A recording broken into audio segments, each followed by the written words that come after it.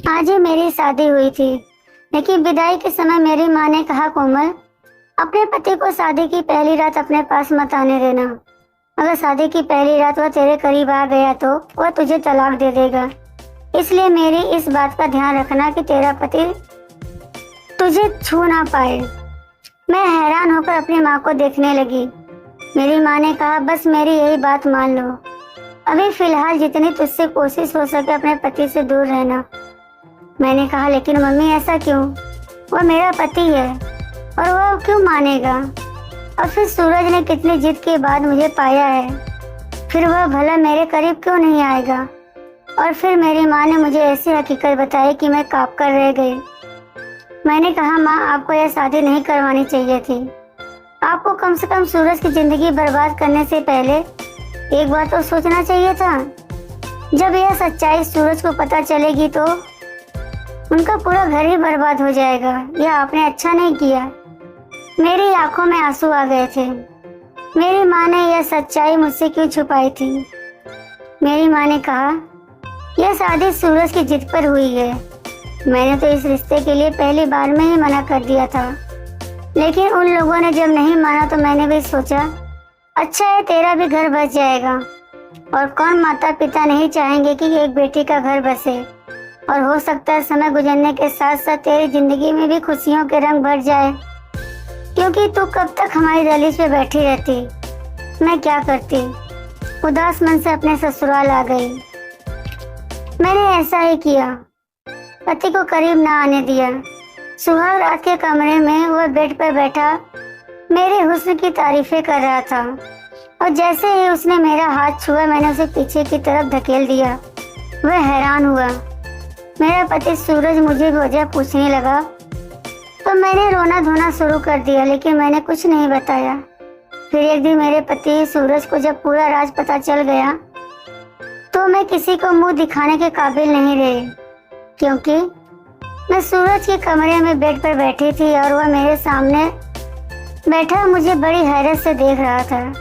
मेरा पूरा शरीर इस समय बुरी तरह से कांप रहा था। मैं पूरी तरह से बर्फ की तरह ठंडी पड़ चुकी थी। सामने बैठे मेरे पति की तेज नजरें मुझे अपने शरीर के आर पार होती महसूस हो रही थी। वह कहने लगा, क्या बात है कोमल, क्या यह शादी तुम्हारी मर्जी से नहीं हुई है? मैंने अपनी नजरें उठाई और उसे देखा। मैंने अपने आंसुओं को रोकने की कोशिश कर रही थी। मेरे होठ बुरी तरह से कांप रहे थे और वह बड़े सख्त और गुस्से भरे शब्दों में मुझसे वजह पूछ रहा था। मैं चाहकर भी बोल नहीं पा रही थी कि असल वजह क्या है। उसने दोबारा से मुझे दहाड़ते हुए पूछा, कोमल, मैंने कुछ पूछा है तुमसे? उसकी इस तरह की दहाड़ पर मैं पूरी तरह से घबरा गई थी और जोर से रोने लगी, लेकिन सामने वाला शायद पक्का इरादा कर चुका था कि मुझसे जवाब लिए बिना मुझे छोड़ेगा नहीं। सूरज ने फिर तेज आवाज में कहा, यह रोना धोना बंद करो और बताओ मुझे इनकार की वजह क्या है। अगर तुम ये सोच रही हो कि आज रात मैं तुम्हारे ये आंसू देखकर पिघल जाऊंगा और आज की रात तुम्हारे करीब नहीं आऊंगा तो यह तुम्हारी गलतफहमी है, और इस गलतफहमी को अपने दिल से निकाल दो। यह कहकर उसने मेरा हाथ अपने हाथ के सख्त पकड़ में ले लिया, जो बुरी तरह से कांप रहा था। मैंने अपना हाथ खींचने की कोशिश की तो वह मेरे और भी करीब आ गया और कहने लगा, क्यों कोमल, क्यों मेरा इम्तिहान ले रही हो? मेरे सामने बैठी हो और मुझे ये खुद के करीब आने नहीं दे रही हो? आखिर मैंने ऐसा कौन सा पाप कर दिया है, ऐसी कौन सी गलती की है जो तुम मुझसे यूं दूर भाग रही हो? आज हमारी शादी की पहली रात है। इस शादी को लेकर लड़के और लड़की के दिल में कितने अरमान होते हैं, और तुम आज की रात मुझे खुद के करीब क्यों नहीं आने दे रही हो? आखिर इस सब की वजह क्या है? मुझे कम से कम वजह तो बताओ। हो सकता है मैं तुम्हारी मुश्किल को हल कर दूं। मैं फरिश्ता नहीं हूँ कोमल। जो लड़की मेरे लिए हर तरह से जायज हो चुकी हो उसे यूं सजा सौरा बस देकर अपना जी जलाता रहूं। मैं बड़ी मुश्किल से यह समय काट रही थी। हर रोज तुम्हारी संगत के सपने देखे हैं। धीरे धीरे सूरज के कहने का अंदाज नशीला होने लगा था। वह मेरे चेहरे पे झूलते बाल को बड़ी प्यार से देख रहा था और मेरा दिल धड़कना भूल गया था। जितना वो आज बेताब नजर आ रहा था, मेरे लिए उसे रोकना और भी कठिन बनता जा रहा था, लेकिन मैं मजबूर थी। जो राज मेरी माँ ने मुझे बताया था, अगर मेरा वह राज सूरज जान जाता तो मेरी जान ले लेता, मुझे तलाक दे देता। सूरज ने मुझे सोने की चेन दिखाई, जिसे पहनाते हुए उसकी अंगुलियां बेखुदी से मेरे गले पर रेंगने लगी थी। एक करंट था जो पूरे शरीर में लग गया। मैंने झट से उसका हाथ पीछे झटक दिया और खुद भी पीछे हट गई। मैंने कहा, प्लीज सूरज, मेरी बात समझने की कोशिश करो। सूरज ने कहा, मुझे बस 1 महीने का समय दे दो, मैंने विनती करते हुए कहा। लेकिन सूरज तो मेरी बात सुनने को तैयार ही नहीं था। उस पर नशा सवार था। वह कुछ भी कहने सुनने के मूड में नहीं था। कहने लगा, वजह बताओ मुझे, वरना मैं जबरदस्ती पर उतर जाऊंगा, तुमसे अपना हक वसूल कर लूंगा, तब तुम भी मुझसे सवाल नहीं करोगी। वह भी शायद ठान कर बैठा था कि मेरी बात नहीं मानेगा। लेकिन सूरज की इतनी नजदीकियां मेरे लिए कौन सी नई आजमाइश लाने वाली थी, वह मैं नहीं जानती थी। लेकिन मैं उसे रोक नहीं सकती थी। जैसे जैसे वह मेरे करीब बढ़ रहा था, मेरी हालत खराब होने लगी थी। मैं इस कदर बदहवास और परेशान थी कि वहीं बेहोश होकर बेड पर गिर गई। वो मुझे कोमल कोमल पुकार रहा था, मुझे बाजू से हिलाते जा रहा था। शायद उसे अंदाजा नहीं था कि मैं होश तो हवास खो बैठूंगी। शायद मैं होश से बेगाना हो रही थी, या फिर उन दवाओं का असर था जो फेरों के बाद अपनी माँ की बात सुनकर मैंने खाई थी। जो खुलासा मेरी माँ ने मुझ पर किया था, मैं चाहकर भी अपने पति को अपने करीब नहीं आने दे सकती थी। यह भी नहीं था कि मेरी जिंदगी में कोई दूसरा मर्द था। मुझे सूरज बेहद पसंद था। यह भी बात नहीं थी कि अतीत में मेरे साथ कोई ऐसा हादसा हुआ था कि मुझे इस राज के खुल जाने का डर था। ऐसा कुछ भी नहीं था। लेकिन जो समस्या मेरे साथ थी, वह शायद ही किसी लड़की के साथ हो। खैर, जब मुझे होश आया तो मैं हॉस्पिटल के कमरे में थी। मेरी सास और सूरज मेरे पास खड़े थे। मेरी सास मुझसे मेरी तबीयत पूछ रही थी। लेडी डॉक्टर ने कहा कि अब यह बिल्कुल ठीक है, आप इन्हें घर ले जा सकते हैं। कुछ देर में हम घर आ गए। मेरी सास मुझे आराम करने को कहकर मेरे कमरे में छोड़कर चली गई। मैं अपने बेड पर लेट गई। घर पर अब भी मेहमान मौजूद थे। शादी वाला घर था। मेहमानों का होना तो कोई बड़ी बात नहीं थी। मुझे सूरज के दोस्तों की बातों की आवाज आ रही थी, जो सूरज से मजाक कर रहे थे। कह रहे थे कि एक ही रात में ऐसा भी तुमने अपने पत्नी के साथ क्या कर दिया कि बेचारी बेहोश हो गई और हॉस्पिटल ले जाना पड़े। अरे नाजुक सी लड़की थी यार, मोहब्बत से काम लेना चाहिए था, और तुमने तो उस नाजुक से फूल को मसल कर ही रख दिया। लोगों को तो बातें बनाने का मौका मिल गया था। पता नहीं सब लोग क्या समझ रहे थे। मुझे अपने अंदर शर्मिंदगी सी महसूस हो रही थी। मेरी वजह से सूरज सबके सामने शर्मिंदगी उठा रहा था। कोई कह रहा था, 4 दिन अब कमरे की तरफ भी मत जाना। कोई मेरे सास से कह रहा था, आप खुद दुल्हन के पास रहिए। सूरज की शक्ल देखकर कहीं दुल्हन फिर से बेहोश ना हो जाए। हंसी और ठहाकों की आवाज मुझे अपनी ही नजरों में गिरा रही थी। सोच रही थी कि इन सब में सूरज की क्या गलती, लेकिन मैं भी मजबूर थी। अगर असली वजह अपने पति को बता देती तो वह तलाक देकर मुझे धक्के मारकर अपने घर से निकाल देता। अगर कुछ भी ना बताती तो संबंध बनाने के कुछ महीने बाद ही वह जान जाता। मैं किस मोड़ पर आकर खड़ी हो गई थी। कुछ दिन तक मेरी सास ही मेरे पास आती रही। मुझे खाना भी वही खिलाती थी। बहुत ही नरम दिल औरत थी, बहुत ही अच्छी और मोहब्बत करने वाली। धीरे धीरे सारे मेहमान भी जा चुके थे। मेरी तबीयत भी अब सुधर चुकी थी, इसलिए मैंने खुद ही किचन के काम संभाल लिया, जबकि मेरी सास ने मुझे बहुत मना किया था। सूरज बहुत चुप चुप सा था।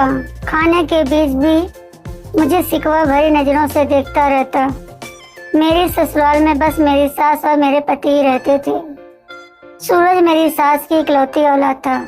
वैसे तो सब मेहमान जा चुके थे, लेकिन मेरी सास ने अपने दोस्त और उनकी बेटी को अपने पास ही रोक लिया था। मेरे सास के दोस्त की बेटी मेरी ही उम्र की थी। उसके बीए फाइनल ईयर के पेपर हो चुके थे, इसलिए माँ बेटी ने महीना भर यहीं रुकने का प्लान बनाया हुआ था। सोनिया खूबसूरत भी बहुत थी, और जो बात मुझे खटकती थी वह यह थी कि वह सूरज के साथ बेधड़क अंदाज में रहती थी और सूरज से हंस हंस कर बातें करती थी। उस दिन भी खाने की टेबल पर सोनिया सूरज से ना जाने कहां कहां की बातें किए जा रही थी, लेकिन सूरज तो उसकी बातों पर ध्यान ही नहीं दे रहा था। वह बस लिए दिए ही उस जवाब दे रहा था। उसकी नजरें तो मुझ पर ही जमी हुई थी। जबान से मुझे कुछ नहीं कह रहा था, लेकिन उसकी नजरें जो कुछ मुझे कहती थी मैं जानबूझकर भी अनजान बन जाती थी। रात को मैं किचन के काम निपटा रही थी। मेरी सास अपने कमरे में जा चुकी थी और उनकी सहेली और सोनिया भी उन्हीं के कमरे में जा चुकी थी। सभी ने अपना बिस्तर पकड़ लिया। सूरज के इस छोटे से फ्लैट में बस 2 ही कमरे थे, एक हॉल और एक डाइनिंग रूम था। मैं अभी बर्तन धो ही रही थी जब मुझे लगा कि कोई मुझे तिरछी नजरों से घूर रहा है। मैंने पलट कर देखा तो सूरज मेरे बिल्कुल पीछे खड़ा था। कहने लगा, नींद नहीं आ रही है, सर में दर्द है, मुझे 1 कप कॉफी बना दो कोमल। मैंने दूध की केतली गैस पे रख दी। मुझे लगा था कि वह कॉफी का कहकर बाहर चला जाएगा। मैं किचन के काम के समय दुपट्टा किचन के दरवाजे पर लटका कर ही काम करती थी, क्योंकि उस समय मैं किचन में अकेली होती थी। फिर घर पर भी कोई देवर जेठ ससुर नहीं थे। लेकिन सूरज इस तरह अचानक से किचन में आ जाएगा और मेरे पास खड़ा हो जाएगा, मुझे इस बात का अंदाजा नहीं था। वह मेरी ओर टकटकी लगाए देख रहा था। जब मैं उनको अपनी तरफ गौर से देखती तो मुझे शर्म सी आने लगती थी। वह किचन के दरवाजे के पास खड़ा था, बिल्कुल वहीं पर जहाँ पर मेरा दुपट्टा टंगा हुआ था। मैं वहाँ से दुपट्टा उतार कर अपने ऊपर डाल भी नहीं सकती थी। मेरी कोशिश थी कि जल्द से जल्द कॉफी बन जाए, लेकिन मुसीबत यह थी कि पास गए चूल्हे को भी क्या हो गया था जो इतना स्लो जल रहा था। शायद चूल्हे में कोई कचरा फंसा हुआ था। इतना स्लो चलता तो 15-20 मिनट कॉफी बनने में लग जाने थे, पर 15-20 मिनट यूं ही खड़ा रहना मेरे लिए मुश्किल हो रहा था। मैं बार बार सूरज की नजरों से उलझ रही थी। दिल की धड़कनें मेरे काबू से बाहर थी। तभी अचानक मुझे सूरज की आवाज अपने कानों में सुनाई दी। सूरज कह रहा था, कोमल तुम्हारे बाल कितने लंबे और खूबसूरत है, मैंने तो आज गौर किया है। वह थोड़ा सा और मेरी तरफ बढ़ चुका था। किचन छोटा था, इसलिए वह मेरे बहुत ही करीब पहुंच चुका था। मैं उस समय बहुत नर्वस हो रही थी। वह बिल्कुल मेरे सामने आकर खड़ा हो गया, मेरे चेहरे को गौर से देखने लगा। वह बोला, जानती हो, मैंने जब तुम्हें पहली बार अपने दोस्त की शादी पर देखा था, तुम्हारी मुस्कुराहट से तुम्हारे चेहरे पर पड़ने वाले डिम्पल ने मेरा दिल ही मुझसे छीन लिया था। मैं जब तक उस शादी के फंक्शन में मौजूद रहा, मेरी नजर लगातार तुम पर थी। बस वहीं अपना दिल तुम पर ऐसा हारा कि जब तक रिश्ता पक्का नहीं हो गया, मेरा सुकून और चैन जैसे मुझसे छिन ही गया था। रातों की नींद हराम हो गई थी। यह कहते हुए वह मेरे और भी करीब आ गया। मैं पीछे सेल्फ से जा लगी थी। सूरज, पीछे हटो प्लीज, मुझे अपना दुपट्टा लेना है। मैंने अपने माथे पे आए हुए पसीनों को साफ किया था। सूरज ने कहा, क्यों, यहाँ कोई गैर है क्या जिससे तुम्हें अपने आप को छुपाना है? पति पत्नी तो वैसे भी एक दूसरे के होते हैं। सूरज मुझसे और भी करीब हो गया और मुझे कमर से पकड़ लिया और अपने होठ मेरी गर्दन पर रख दिए। उसकी गर्म सांसों से मैं पिघलने लगी थी। मेरी हालत अब और भी ज्यादा खराब होने लगी थी। इससे पहले कि वह मेरे चेहरे को अपने हाथों में लेता, मैंने उसे पीछे धक्का दिया और किचन से बाहर निकल गई। तेजी से अपने कमरे में जाकर दरवाजा बंद कर लिया। मैं कैसे सूरज की बढ़ती हुई बेकरारी को रोक सकती थी? वह मेरा पति था। मुझसे मोहब्बत करता था। उसने अपने दोस्त की शादी में मुझे पसंद कर लिया था और मेरे घर रिश्ता भेज दिया था। मेरी माँ ने पहले इस रिश्ते के लिए मना कर दिया था और जब तक यह रिश्ता पक्का नहीं हो गया उसने हमारे घर की दहलीज नहीं छोड़ी थी। वह ना जाने कब से मेरे इंतजार में था और आज जब मैं उसकी पत्नी बनकर उसके सामने मौजूद थी तो वह मुझे जी भरकर प्यार भी नहीं कर सकता था क्योंकि मैंने उसे इजाजत नहीं दी थी। वो अपनी जगह सही था, लेकिन जिस मुश्किल में मैं फंस चुकी थी वह मेरे लिए एक मुसीबत बन गई थी। टेंशन के कारण मैं रोने लगी थी। पत्थर की तो मैं भी नहीं थी। एक नेचुरल सा रिश्ता था। जितनी मोहब्बत और मिलन की तड़प सूरज को थी, मैं भी उनकी मिलन के लिए तड़प रही थी। जी चाहता था कि उनकी बाहों में समाकर दुनिया के सारे गमों को भुला दो, लेकिन बस मेरी मजबूरी पर मेरे आड़े आ जाती थी। रोते रोते पता नहीं कब मेरी आंख लग गई थी। सुबह जब उठी तो सूरज ऑफिस जा चुका था। मैंने अपनी सास से सूरज कितनी जल्दी ऑफिस जाने की वजह पूछी तो मेरी सास ने कहा पता नहीं, कह रहा था ऑफिस में कुछ जरूरी काम है। मुझे याद आया, मैंने तो रात भर अपना कमरा अंदर से लॉक कर रखा था। शायद सूरज वहीं हॉल में सोफे पर ही सो गया। उसके कपड़े और बैग भी तो कमरे में ही थे। मैं समझ गई सूरज ऑफिस नहीं गया, बल्कि वो घर से कहीं दूर चला गया है। अब मुझे सूरज की चिंता होने लगी। पता नहीं वह कहाँ चला गया होगा। वह मुझसे नाराज था। पूरा दिन मेरी इसी चिंता में निकल गया। शाम के 5 के करीब वह घर आया। वह सीधा कमरे में चला गया। उसके बाद से सूरज ने मुझसे बातचीत करना बिल्कुल बंद कर दी। वह बिल्कुल भी मेरी तरफ नहीं देखता था। एक बार जब उसके ऑफिस के कपड़े को प्रेस करने लगी तो उसने मेरे हाथ से छीन लिया। कहने लगा मेरे काम करने की जरूरत नहीं है। यह कहकर उसने अपने कपड़े सोनिया को दे दिए। नाश्ते का भी उसी से कहने लगा। मैं बेचैन सी होकर रह गई। सूरज का रवैया शायद मेरे साथ ठीक ही था। वह कब तक मेरे साथ नरमी से रह सकता था, लेकिन मेरी जान पर उस समय बन आई जब मैंने सोनिया को सूरज के आगे पीछे घूमते देखा। वह बड़ी खुशी से दौड़ दौड़ के सूरज के सारे काम कर रही थी। हैरत तो मुझे यह देखकर भी हुई कि शाम को जब सूरज ऑफिस से वापस आता उस समय सोनिया नई नवेली दुल्हन की तरह तैयार होकर दरवाजे पर खड़ी रहती थी। जैसे ही सूरज अंदर आता सोनिया भागकर उसके करीब जाती, उसे मुस्कुराते हुए हेलो कहती और उसके हाथ से बैग ले लेती। जो जिम्मेदारी मेरी थी वह बड़ी खुशी से सोनिया निभा रही थी। और तो और मेरे अंदर जैसे आग ही लग गई थी, लेकिन मैं क्या कर सकती थी क्योंकि सूरज खुद उसे इतनी अहमियत दे रहा था। शायद इसीलिए कि जो वह चाहता था वह मैं पूरा नहीं कर सकती थी। बात यहीं तक रुकी रहती तो ठीक थी।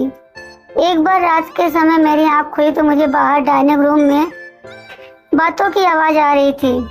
जब मैं कमरे से बाहर निकली तो दोनों ही हंस हंस कर बातें कर रहे थे। सामने चाय के 2 कप पड़े हुए थे। मुझे देखकर सोनिया की हंसी को तो ब्रेक लग गए थे, लेकिन सूरज बिल्कुल बेपरवाह से बैठा हुआ था और सोनिया से बातें करता रहा जैसा उसे मेरे होने ना होने की कोई परवाह ही ना हो। मैं रोते हुए अपने कमरे में चली गई। मेरी जिंदगी धीरे धीरे बर्बाद हो रही थी। मेरा घर उजड़ रहा था, लेकिन मैं शायद जिंदगी के उस मोड़ पर खड़ी थी जहां आगे कुआं और पीछे खाई थी। अगर मैं हकीकत सूरज को बताती तब भी मेरा घर बर्बाद हो जाना था, और ना बताती तब भी यह सोनिया नाम की लड़की मेरी जगह ले लेती। औरत सब कुछ सह सकती है, लेकिन सौतन का दुख नहीं। मेरे और सूरज के बीच जो कुछ भी था, मैं नहीं चाहती थी कि सोनिया बीच में आए। इसलिए मैंने अपनी सास से कहा, सोनिया को काफी दिन हो गए यहाँ आए हुए, वापस कब जाएगी? जबकि सोनिया को माँ को गए हुए काफी दिन हो गए थे। सोनिया यह कहकर रुक गई थी कि मैं कुछ दिन और यहाँ रुकना चाहती हूँ। मेरी सास कहने लगी कि मैं भी उसे कह चुकी हूँ कि अब तो तुम्हें आए हुए बहुत दिन हो गए हैं, तुम अपने घर जाओ। लेकिन यह सूरज है कि उसे मना किए जा रहा है। वह जाने का मन भी बनाती तो सूरज उसे रोक लेता। यह सुनकर तो मेरा दिल जैसे किसी ने मुट्ठी में जकड़ लिया था। सूरज क्यों चाहता था कि वह यहाँ से ना जाए। एक बार मैं किचन से बाहर आई तो दोनों ड्राइंग रूम में बातें कर रहे थे। मैं दरवाजे पर ही खड़ी हो गई। उनके बीच होने वाली बातें ही कुछ ऐसी थी जो मेरे होश उड़ाने के लिए काफी थी। पहले मैं नहीं जानती थी कि उन दोनों के बीच में क्या चल रहा है, लेकिन आज इस राज से भी पर्दा उठ चुका था। मैं तो इस गलतफहमी में जी रही थी कि सूरज मुझसे मोहब्बत करता है, लेकिन हकीकत तो शायद कुछ और ही थी, क्योंकि जो मैंने सुना था उसके बाद मेरे दिल में यह लग सा गया था कि मेरा पति मुझसे मोहब्बत नहीं करता। शायद यह शादी उसकी मजबूरी रही होगी, वरना मोहब्बत उसे सोनिया से ही थी और सोनिया उसके कहने पर ही यहाँ रुकी हुई थी। मैं रोते हुए अपने कमरे में चली गई। रात का खाना भी नहीं खाया। मेरी सास मेरे पास आई और कहने लगी, तुम खाना क्यों नहीं खा रही? मैंने सर दर्द का बहाना बना दिया। आधी रात मैंने रोकर गुजारी थी। रात 2 बजे मुझे ड्राइंग रूम से फिर किसी की फुसफुसाहट की आवाजें आने लगी। मैं अपने कमरे से बाहर निकली तो ड्राइंग रूम का दरवाजा बंद था। मैंने ड्राइंग रूम की खिड़की से देखा तो मेरे होश उड़ गए। सोनिया सूरज की बाहों में थी। अचानक मेरी आंख खुली थी। मेरा शरीर बुरी तरह से कांप रहा था। मैं पसीने से भीग चुकी थी। भगवान का धन्यवाद किया कि जो मैंने देखा वह एक सपना था। मैं उठकर जल्दी से अपने कमरे से बाहर निकली। हाल में खामोशी छाई हुई थी। मैं ड्राइंग रूम में गई। सूरज अपने लैपटॉप पर कोई काम कर रहा था। मैं रोते हुए उसके पास बैठ गई। वह मुझे देखकर कुछ परेशान हुआ। कहने लगा, क्या बात है, रो क्यों रही हो? मैंने कहा, सूरज, आप आज के बाद सोनिया से बात नहीं करेंगे। मेरी बात पर पहले तो कुछ देर तक मुझे देखता रहा, फिर अपना लैपटॉप बंद कर दिया। कहने लगा, क्यों ना बात करो? मैंने कहा, आपके दिल में सोनिया थी तो मुझसे शादी क्यों की आपने? वह कहने लगा, मुझसे बहुत बड़ी भूल हो गई जो मैंने सोनिया की कदर नहीं की और तुम्हारे हुस्न का दीवाना बन बैठा और तुमसे शादी कर ली। तुम्हें तो मेरे प्यार की कोई अहमियत ही नहीं है। पति पत्नी होने के बाद भी एक दूसरे से अनजान की तरह रहते हैं।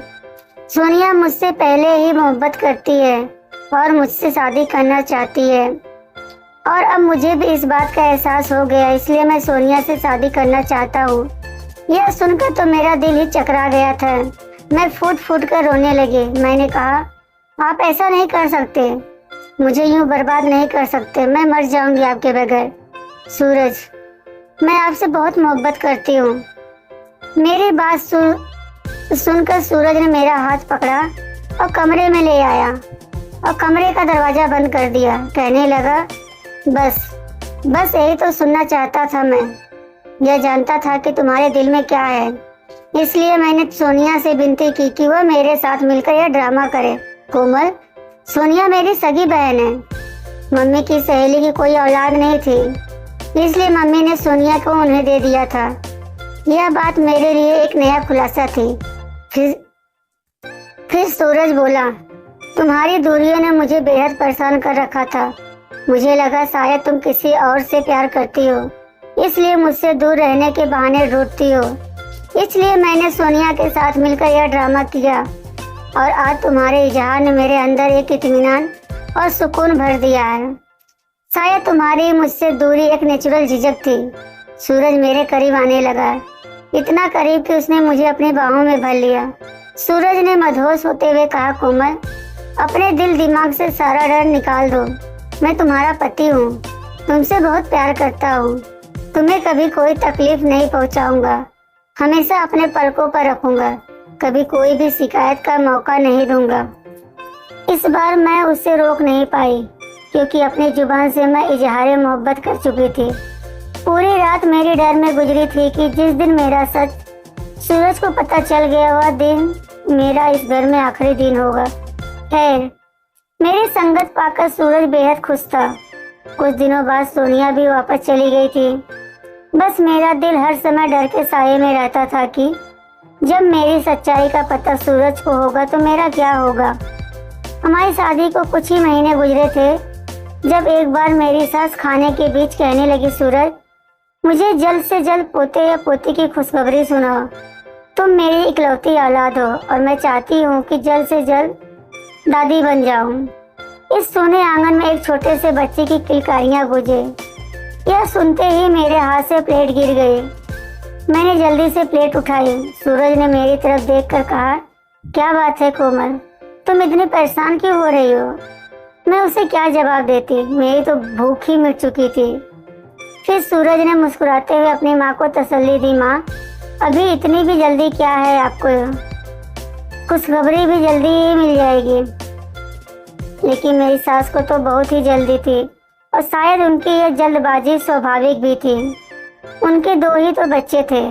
सोनिया को उन्होंने अपनी सहेली को दे दिया था।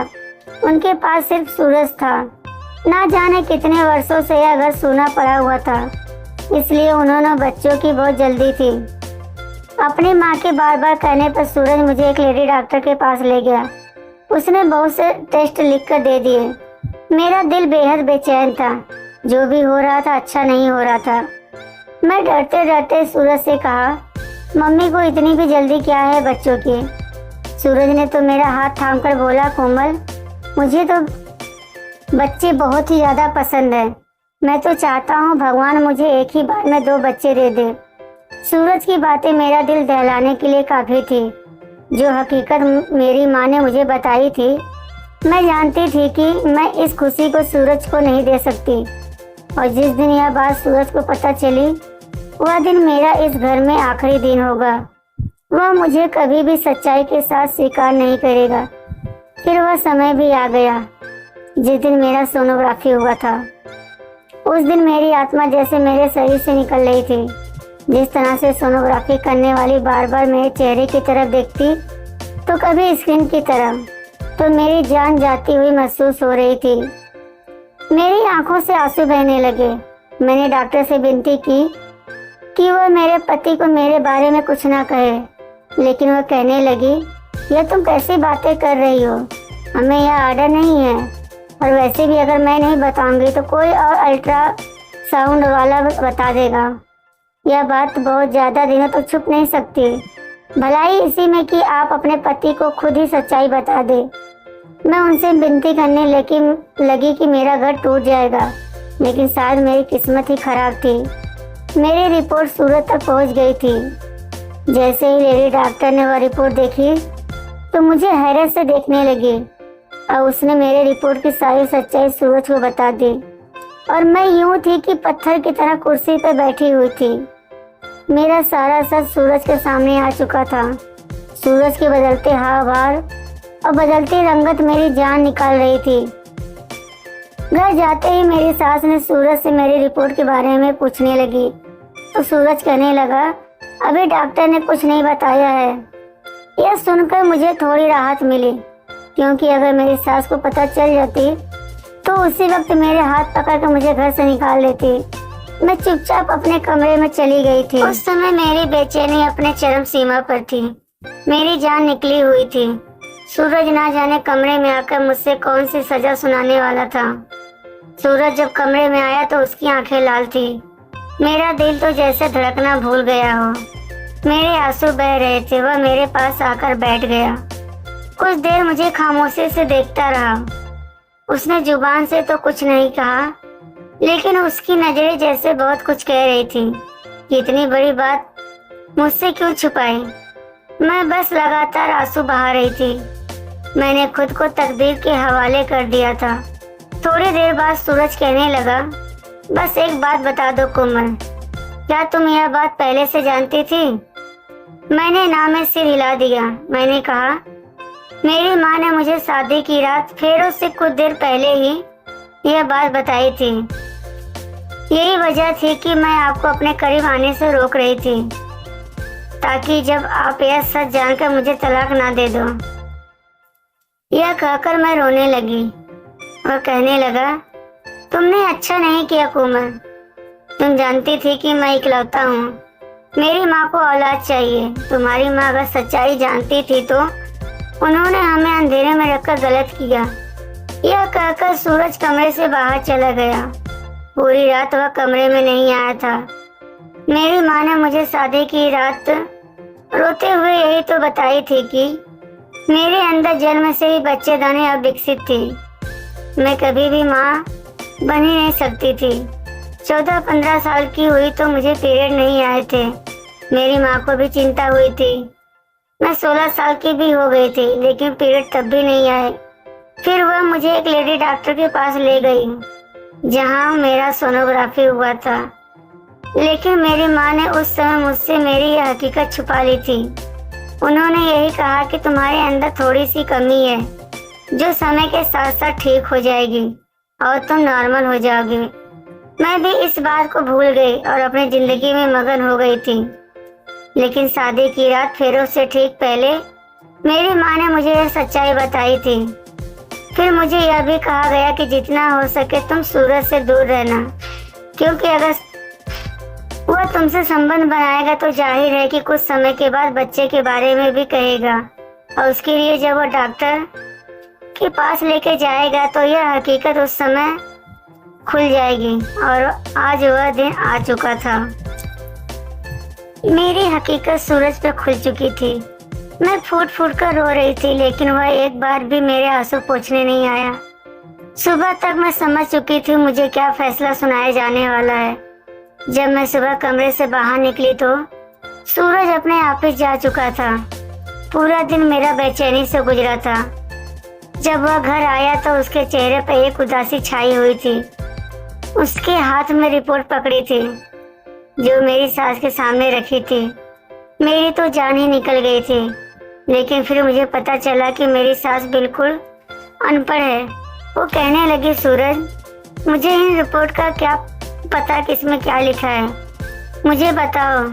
सूरज कहने लगा कि माँ, मैं आपको कभी भी वारिस नहीं दे सकता, क्योंकि मेरे अंदर बच्चा पैदा करने की क्षमता नहीं है। मुझे कभी भी औलाद नहीं हो सकती। यह कहकर वह अपनी माँ की गोद में सर रखकर रोने लगा। मेरी सास के गले लग गया और कहने लगा, माँ, मैं एक बाज मर्द हूँ। भगवान के लिए मुझे दोबारा औलाद के लिए मत कहिए। मैं आपको सब कुछ दे सकता हूँ सिवाय औलाद के। यह सुनकर मेरा रंग फीका पड़ गया। सूरज ने हर बात खुद के ऊपर ले ली और मुझे हर चीज से आजाद कर दिया था। मेरी सास भी रो रही थी और मैं हक्का बक्का अपने पति को देख रही थी कि मर्द का कौन सा रूप था जो मेरे सामने सूरज की सूरत में था। मेरी सास ने जब खूब सारे आंसू बहा लिए तो कहने लगी, कोई बात नहीं सूरज, तू अनाथ आश्रम से कोई बच्चा ले लेना और हम उसे अपना समझकर पाल लेंगे, लेकिन तुम अपना दिल दुखी मत करो। मैं कभी तुम्हें दोबारा औलाद के लिए नहीं कहूँगी। कमरे में आकर सूरज बेड पर बेजान सा होकर लेट गया था। मैं उसके पास बैठ गई और उसके पैर पकड़ लिए। मैं रोने लगी। मैंने कहा कि आपने यह क्या किया? मेरी कमी को आप अपने सिर ले लिया। उसने मुझे बाजू से पकड़ा और अपने पास बिठाया। कहने लगा कि पति पत्नी एक दूसरे के अंग होते हैं और हमारा रिश्ता शरीर के साथ साथ हमारे अंदर की कमियों को भी छुपा लेता है। तुम मेरी हो कोमल, तुम्हारी कमी मेरी कमी है और तुम्हारी खूबी मेरी खूबी है। मैं यह नहीं चाहता कि यह सब मेरे लिए आसान था, लेकिन मैं तुम्हें कभी छोड़ नहीं सकता। इस समय तुम्हारा कोई कसूर नहीं है। यह कहकर सूरज ने मुझे अपने सीने से लगा लिया। मैं दुनिया की सबसे खुशनसीब औरत हूँ जिसे सूरज जैसा पति मिला। आज हमारी शादी को 7 साल गुजर चुके हैं। सोनिया की भी शादी हो चुकी है और उसने 2 जुड़वा बच्चों को जन्म दिया था। एक बेटा सोनिया ने मुझे और सूरज को दे दिया। मैंने खुशी खुशी सोनिया के बेटे को अपना लिया था। अब सूरज, मैं और मेरी सास बहुत ही खुश है। उस बच्चे को पाकर ऐसा लगता है जैसे हमारा परिवार अब पूरा हो चुका है।